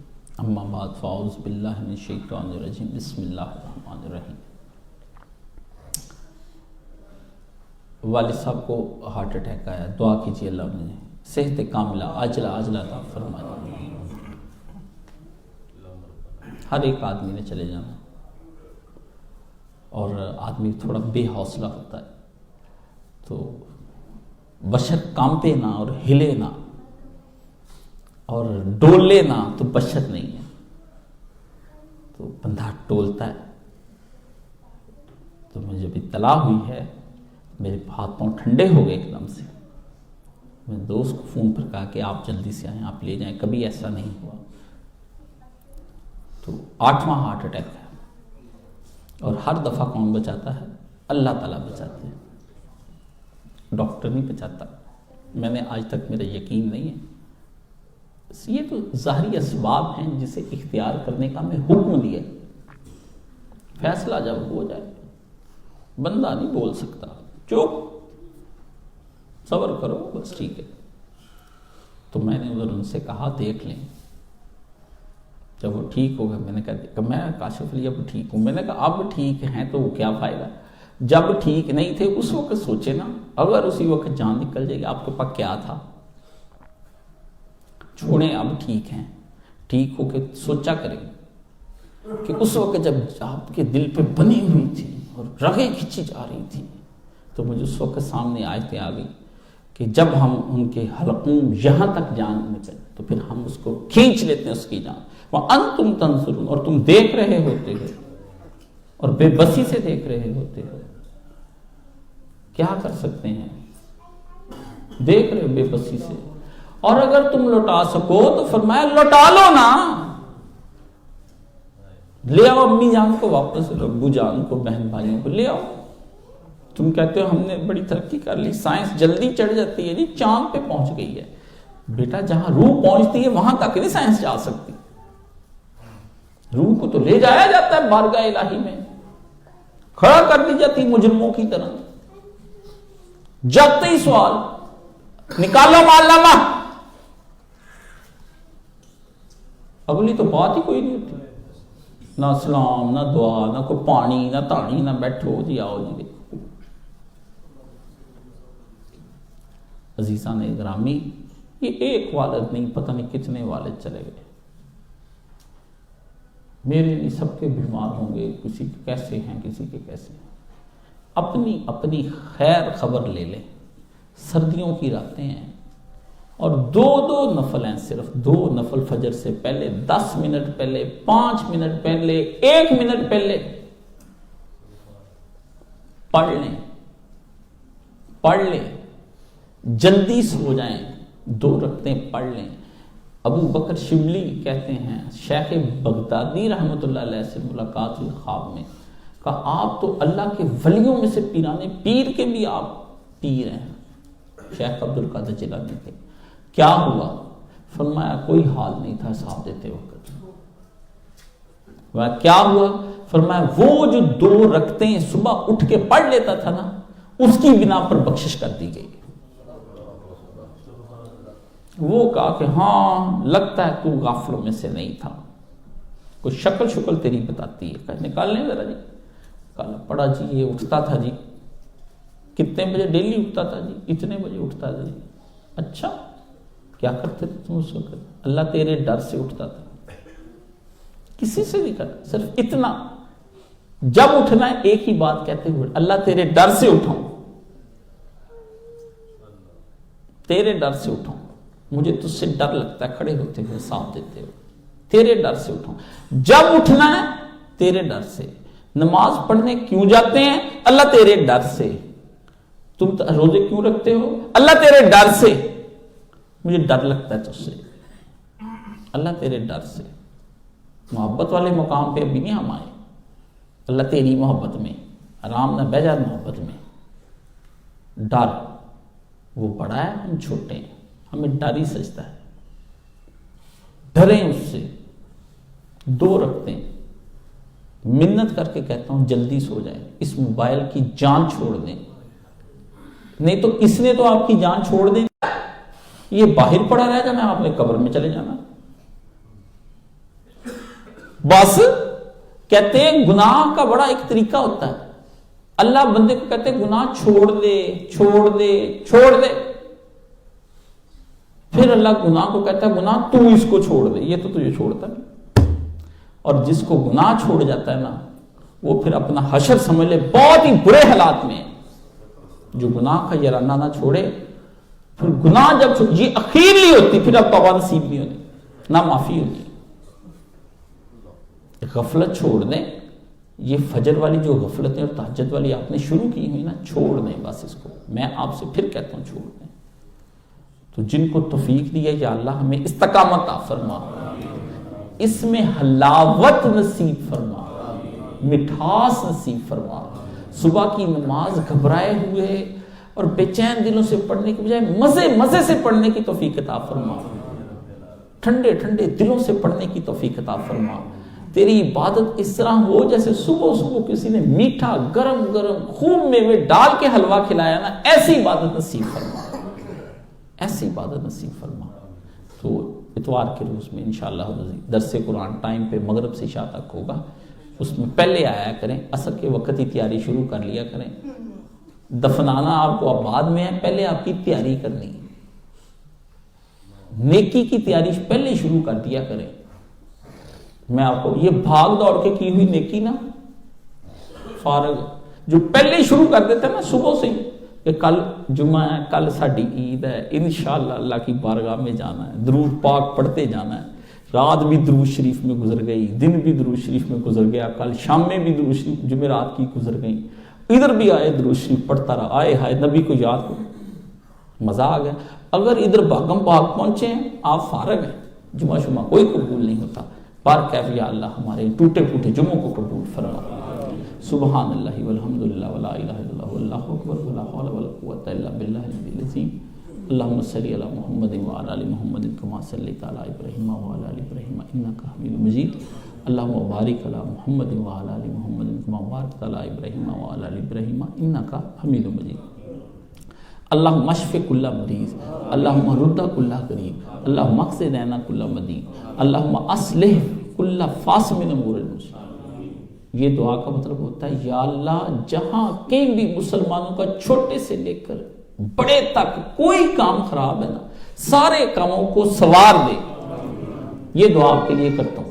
اللہم اصلح کل فاسد من امور المسلمین، اللہم اغفر للمؤمنین والمؤمنات والمسلمین والمسلمات الاحیاء منہم والاموات، اللہم انصر الاسلام والمسلمین واخذل الکفرۃ والمشرکین، اللہم اخذل من خذل دین محمد صلی اللہ علیہ وسلم، اللہم انصر من نصر دین محمد صلی اللہ علیہ وسلم۔ ان اللہ یامر بالعدل والاحسان وایتاء ذی القربى وینہی عن الفحشاء والمنکر والبغی یعظکم لعلکم تذکرون۔ صف سیدھی فرما لیں۔